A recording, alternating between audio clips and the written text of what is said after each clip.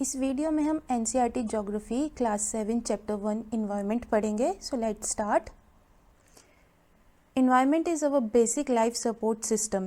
It provides the air we breathe, the water we drink, the food we eat and the land where we live. Environment जो है हमारा basic life support system है. Environment ही हमें breathing के लिए air provide करता है, पीने के लिए पानी प्रोवाइड करता है. Environment से ही हमें फूड मिलता है और जिस लैंड पे हम रहते हैं वो भी environment का ही पार्ट है. How do human modified this natural environment. Human ने इस नेचुरल इन्वायरमेंट में कैसे मॉडिफिकेशन लाए हैं, कैसे इसमें परिवर्तन लाया है. The car fumes pollute the air, water is collected in a pot, food is served in a vessel and the land is used to build factories. Human being make cars, mills, factories and manufacture containers. This is how human being modify natural environment. हम सभी जानते हैं car से जो धुआं निकलता है उससे एयर पोल्यूट होती है. पानी पीने के लिए हम पॉट इस्तेमाल करते हैं, बर्तन इस्तेमाल करते हैं पानी पीने के लिए. खाना सर्व करने के लिए भी हम यूटेंसिल्स यूज़ करते हैं, बर्तन यूज़ करते हैं. लैंड पे जो है फैक्ट्रीज़ बनाई है ह्यूमन ने कार बनाई है, ह्यूमन ने मिल्स बनाई है, फैक्ट्रीज़ बनाई है. और जो यूटेंसिल्स हम खाना खाने के लिए और पानी पीने के लिए यूज़ करते हैं वो भी इन फैक्ट्रीज़ में बनता है. तो सम हाउ ह्यूमन ने इन्वायरमेंट मॉडिफाई करा है, बिकॉज जो ये चीज़ें ह्यूमन ने बनाई है ये किसी ना किसी प्रकार से एनवायरनमेंट को अफेक्ट करती है और रादर से एडवर्सली इफ़ेक्ट करती है. The place, people, things and nature that surrounds any living organism is called environment. अब environment क्या होता है? एक living organism के आसपास की जितनी भी चीज़ें हैं, जिस प्लेस पे वो है, उसके आसपास कौन कौन लोग हैं, उसके आसपास कौन कौन सी चीज़ें हैं, वह उसका नेचर कैसा है, वो पानी में है, एयर में है, लैंड में है, ये सब चीज़ें मिलके इन्वायरमेंट बनाती है. इन सिंपल टर्म्स हमारे आसपास की जितनी भी चीज़ें हैं वो हमारा इन्वायरमेंट है. And it is a combination of natural and human made phenomena. और इन्वायरमेंट दोनों ही नेचुरल और ह्यूमन मेड चीज़ों से मिलके बना होता है. और यहाँ इस फिगर में कंपोनेंट ऑफ इन्वायरमेंट गिवन है, जो है natural components, human components and human made component. ये तीनों ही मिलके हमारा इन्वायरमेंट बनाते हैं. इनमें नेचुरल कंपोनेंट्स हैं लिथोस्फीयर, एटमॉस्फेयर और हाइड्रोस्फीयर. और इन तीनों के कॉम्बिनेशन पे जहाँ पे लाइफ एग्जिस्ट करती है, बायोस्फीयर, ये इन्वायरमेंट के नेचुरल कंपोनेंट हैं. और individual, family, community, religion, education, economy and political situation, ये इन्वायरमेंट के ह्यूमन कंपोनेंट्स हैं. And buildings, parks, bridges, roads, monuments, industries, ये सब human made component of environments हैं. While the natural environment refers to both biotic and abiotic conditions existing on the earth. Natural environment में biotic और abiotic दोनों ही condition मिलती हैं. Biotic कौन सी कंडीशन होती है? जिसमें लिविंग ऑर्गेनिज्म आते हैं लाइक प्लांट्स एंड एनिमल्स. और एबायोटिक कंडीशन वो होती हैं जो नेचुरल हैं, प्राकृतिक हैं पर लिविंग थिंग नहीं है, like land, water, light, temperature etcetera. ये सब एबायोटिक कंपोनेंट्स हैं इन्वायरमेंट के. Human environment reveals the activities, creation and interaction among the human beings. Environment जो है फ्रेंच वर्ड ओवी होने से ओरिजिनेट हुआ है, जिसका मतलब है neighbourhood. Now moving toward natural environment. Land, water, air, plants and animal comprise the natural environment. You are familiar with the meaning of lithosphere, hydrosphere, atmosphere and biosphere from your previous class. Let us learn some more fact about these domains. Land, water, air, plant and animal, ये सारे biotic and abiotic components मिलके natural environment बनाते हैं. और हमने class 6 के chapters में already पढ़ लिया है कि लिथोस्फीयर, हाइड्रोस्फीयर और एटमॉस्फेयर, बायोस्फीयर क्या होते हैं। इस चैप्टर में इन डोमेन्स के बारे में कुछ और फैक्ट्स गिवन हैं, वो पढ़ लेते हैं। Lithosphere is a solid crust और hard top layer of the earth. It is made up of rock and minerals and covered by thin layer of soil. It is an irregular surface of various landforms such as mountain, plateau, plains, valleys, etc. Landforms are found over the continent and also on the ocean floors. अर्थ का जो solid crust है, जो top most layer अर्थ की है, उसको lithosphere बोलते हैं और ये जो है रॉक्स और मिनरल से मिलके बनी होती है, प्लस इसमें एक थिन लेयर भी होती है सॉइल की। और जो लिथोस्फीयर का सरफेस है वो रेगुलर नहीं होता है, समतल नहीं होता है, बिकॉज लिथोस्फीयर में डिफरेंट काइंड ऑफ लैंडफॉर्म मिलते हैं। कहीं पे माउंटेन है तो कहीं पे प्लेट्यू, कहीं प्लेन तो कहीं वैली। और जो ये लैंडफॉर्म्स हैं ये सिर्फ कॉन्टिनेंट पे नहीं मिलते हैं, ये ओशन के फ्लोर पे भी मिलते हैं। Lithosphere is the domain that provide us forest, grasslands for grazing, land for agriculture and human settlement. It is also a source of mineral wealth. Lithosphere में ही हमको फॉरेस्ट मिलेंगे, ग्रासलैंड मिलेंगे, लैंड मिलेगी फॉर एग्रीकल्चर और human settlement, और lithosphere से ही हमको mineral wealth मिलती है। लाइक जो हम माइनिंग करते हैं मिनरल्स की, like for coals and iron, ये सब लिथोस्फीयर में से ही निकलते हैं। The domain of water is refer to as hydrosphere. It comprises various sources of water and different type of water bodies like river, lake, sea, oceans, etc. It is essential for all living organisms. Earth surface पे जितना भी पानी है, like rivers, lake, seas, ocean, ये सब मिलके hydrosphere बनाते हैं और ये लिविंग ऑर्गेनिजम्स के लिए बहुत ही असेंशियल है ना। एटमॉस्फेयर, अर्थ के जो चारों तरफ एयर की एक थिन लेयर है उसको एटमॉस्फेयर बोलते हैं। The gravitation force of the earth holds the atmosphere around it. और जो ये एयर है ये अर्थ के चारों तरफ अर्थ के ग्रेविटेशन फोर्स के द्वारा होल्ड की गई है। It protect us from the harmful rays and scorching heat of the sun. और जो ये एटमॉस्फेयर है ये हमको सन से आने वाली हार्मफुल रेज और बहुत ज़्यादा हीट से बचाता है। It consist of number of gases, dust and water vapour. और ये जो है नंबर ऑफ गैसेज, डस्ट और वाटर वेपर से मिलके बनी हुई होती है। The change in atmosphere produce change in weather and climate. और एटमॉस्फेयर में चेंज होने की वजह से ही वेदर और क्लाइमेट में चेंज आता है ना। वेदर क्या होता है? वेदर एक शॉर्ट टर्म फिनोमिना है। जैसे हम बोलते हैं आज का वेदर कैसा है, आज क्लाउडी वेदर है, आज रेनी वेदर है, आज बहुत ह्यूमिड वेदर है। तो जो कोई शॉर्ट टर्म के लिए जो फिनोमिना होता है एटमॉस्फेयर में उसको हम वेदर बोलते हैं। और क्लाइमेट जो है लॉन्ग टर्म फिनोमिना होता है। लाइक इंडिया का क्लाइमेट कैसा है? इंडिया का क्लाइमेट ट्रॉपिकल मानसून क्लाइमेट है। ये एक लॉन्ग टर्म फिनोमिना है। So short term phenomena is whether and long term phenomena is climate. Now plants and animal kingdom together make biosphere or the living world. It is a narrow zone of the earth where land, water and air interact with each other to support life. जहाँ पे land, water और air तीनों आपस में interact करते हैं और जिस डोमेन में लाइफ मिलती है उस डोमेन को बायोस्फीयर बोलते हैं। Ecosystem, it is a system formed by the interaction of all living organisms with each other and with physical and chemical factors of the environment in which they live, all linked by the transfer of energy and material.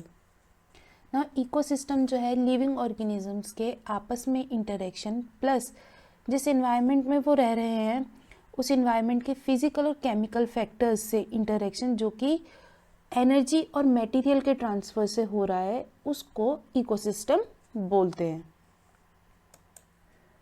All plants, animals and human beings depend on their immediate surroundings. Often they are also interdependent on each other. This relation between the living organism as well as the relation between the organisms and their surrounding form an ecosystem. सारे plants, animal, human beings जो हैं वो अपनी immediate surrounding पे depend करते हैं और ये एक दूसरे पे इंटरडिपेंडेंट होते हैं। और ये जो रिलेशनशिप है ऑर्गेनिजम्स और उनके सराउंडिंग के बीच में, इसी को हम इकोसिस्टम बोलते हैं। There could be an ecosystem of large rain forest, grassland, desert, mountains, lake, river, ocean and even a small pond.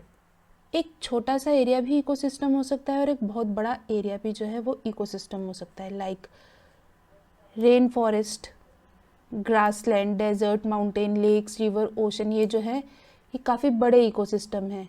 और एक पॉन्ड का एग्जांपल ले तो एक छोटा इकोसिस्टम है। फॉर एग्जांपल यहाँ पर पॉन्ड इकोसिस्टम शोन है। अब ये जो इकोसिस्टम है ये बायोटिक और एबायोटिक कंपोनेंट्स दोनों से मिलके बना है। Biotic components plants, animal, abiotic component soil, water, air, okay. और ये जो है आपस में एक दूसरे पे इंटरडिपेंडेंट है। लाइक एनिमल्स को ब्रीदिंग के लिए एयर चाहिए, वो ऑक्सीजन ले रहे हैं और कार्बन डाइऑक्साइड रिलीज कर रहे हैं, तो क्या हो रहा है, एक्सचेंज ऑफ एनर्जी और मटेरियल हो रहा है, ठीक है। एनिमल्स को पानी चाहिए, प्लांट्स को सॉइल चाहिए टू ग्रो, एनिमल्स को फूड के लिए प्लांट्स चाहिए, ओके। सो एक इंटरडिपेंडेंस है यहाँ पे, और यही जो सिस्टम है पूरा इंटरडिपेंडेंस का और transfer of energy and material का, इसी को इकोसिस्टम बोलते हैं। Human environment, human being interact with environment and modify it according to their need. अब ह्यूमन जो है इन्वायरमेंट के साथ इंटरेक्ट तो करता है, साथ ही इसने अपनी नीड्स के अकॉर्डिंग इन्वायरमेंट को मॉडिफाई भी कर दिया है। Early human adapted themselves to the natural surroundings. They led a simple life and fulfilled their requirement from the nature around them. और जो अर्ली ह्यूमन था उसने जो अपनी नेचुरल सराउंडिंग में ही अपने आप को अडॉप्ट किया, उसने उसमें मॉडिफिकेशन लाने की कोशिश नहीं करी, उसने नेचुरल जो सराउंडिंग्स थी उसी के अकॉर्डिंग अपनी रिक्वायरमेंट्स फुलफिल करी। But with time needs grew and become more varied. Humans learn new ways to use and change environment. They learn to grow crop, domesticate animals and led a settled life. The wheel was invented, surplus food was produced, barter system emerged, trade started and commerce developed. और अब समय के साथ जो है human की need बढ़ी और ह्यूमन ने इन्वायरमेंट को अपनी नीड के अकॉर्डिंग कैसे यूज़ करना है, कैसे चेंज करना है, इसके नए नए तरीके सीख लिए। ह्यूमन जो है पहले नोमैडिक लाइफ जीता था, पर धीरे धीरे उसने खेती करना सीख लिया, एनिमल का डोमेस्टिकेशन सीख लिया, और जब उसने ये दोनों चीज़ें सीख ली तो उसने नोमैडिक लाइफ छोड़ के एक जगह पर रहना स्टार्ट कर दिया। व्हील का इन्वेंशन हो गया, खेती करी उसने तो सरप्लस फूड प्रोड्यूस हुआ, और जब व्हील का इन्वेंशन हो गया तो उसका एक जगह से दूसरी जगह जाना पहले से ईजी हो गया, तो उसने जो सरप्लस फूड है प्लस और चीज़ों का ट्रेड करना स्टार्ट कर दिया। बार्टर सिस्टम इमर्ज हुआ और धीरे धीरे ह्यूमन ने व्यापार करना सीख लिया। अब बार्टर सिस्टम क्या होता है? Barter system it is a trade in which goods are exchanged without the use of money. Barter system में चीज़ों के एक्सचेंज के लिए पैसे ना यूज़ करके एक चीज़ के बदले दूसरी चीज़ एक्सचेंज की जाती है, उसको हम बार्टर सिस्टम कहते हैं। प्लस यहाँ पे एक और फैक्ट गिवन है कि on 5 June every year the world environment day is celebrated.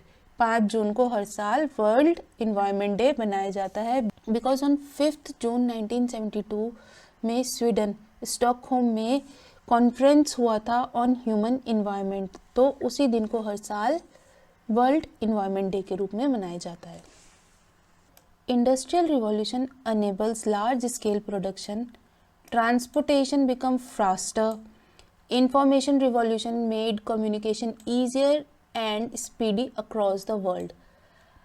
अब 18th सेंचुरी में इंडस्ट्रियल रिवॉल्यूशन हुआ, जिसके बाद से एग्रीकल्चर में फैक्ट्रीज में नई नई टाइप की मशीनें आ गई, जिसके कारण फिनिश गुड्स का प्रोडक्शन काफ़ी बढ़ गया और कम समय में ये बन के तैयार होने लग गए। ट्रांसपोर्ट फास्ट हो गया, ट्रांसपोर्ट के नए नए मोड डेवलप हो गए, और इंफॉर्मेशन रिवॉल्यूशन के बाद कम्युनिकेशन काफ़ी ईजी हो गया है। अभी आप अपने आप से 50 साल पहले के और अभी के मोड्स ऑफ कम्युनिकेशन को अगर कंपेयर करो तो आज का जो कम्युनिकेशन के मोड्स हैं वो काफ़ी ईजी और फास्टर है।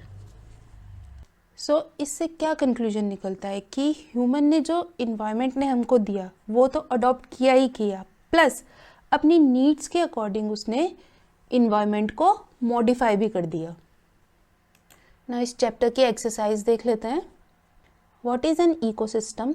Ecosystem is a system formed by the interaction of all living organisms with each other and with the physical and chemical factor of the environment in which they live, all linked by transfer of energy and material. What do you mean by natural environment? The natural environment refer to both biotic, example plants and animals, and abiotic, example land, conditions existing on the earth. Which are the major components of the environment? The major component of the environment are natural component, example land, air, water and living things. Human made components, example buildings, parks, roads, etc. Human component, example education, religion, community, etc. Give 4 examples of human-made environment. 4 examples of human-made environment are buildings, parks, roads, bridges. What is lithosphere? Lithosphere is the solid crust or the hard top layer of the earth. It is made up of rocks and minerals and covered by the thin layer of soil. It is an irregular surface with various landforms such as mountains, plateaus, plains, valleys, etc. Landforms are found over the continent and also on the ocean floor. Which are the 2 major components of biotic environment? The 2 major components of biotic environment are plants and animals. What is biosphere? Plants and animal kingdom together make biosphere or living world. It is a narrow zone of the earth where land, water and air interact with each other to support life. Take the correct answer. Which is not a natural ecosystem? Aquarium. Which is not a component of human environment? Land. Which is a human made environment? Road. Which is a threat to environment? Growing population. Now match the following. Biosphere, narrow zone where land, water and air interact. Atmosphere, blanket of air which surrounds the earth. Hydrosphere, domain of water. Environment, our surroundings. Give reasons. Man modify his environment. Since meeting the basic needs is essential to human survival, man modify his surrounding to suit those demands. He modify environment and its mineral wealth by constructing homes for living and businesses for employment. Human utilize the fossil for personal growth. Thus, ecosystem and animal habitat have been impacted. Plants and animals depend on each other because animals are consumer and plants are producer. There is a mutual dependence between both. Human inhale oxygen that is produced by plants during the process of photosynthesis, and human exhales carbon dioxide which is required by the plants for the process of photosynthesis. So that's the end of this chapter. Please like, share and subscribe. Thank you for watching.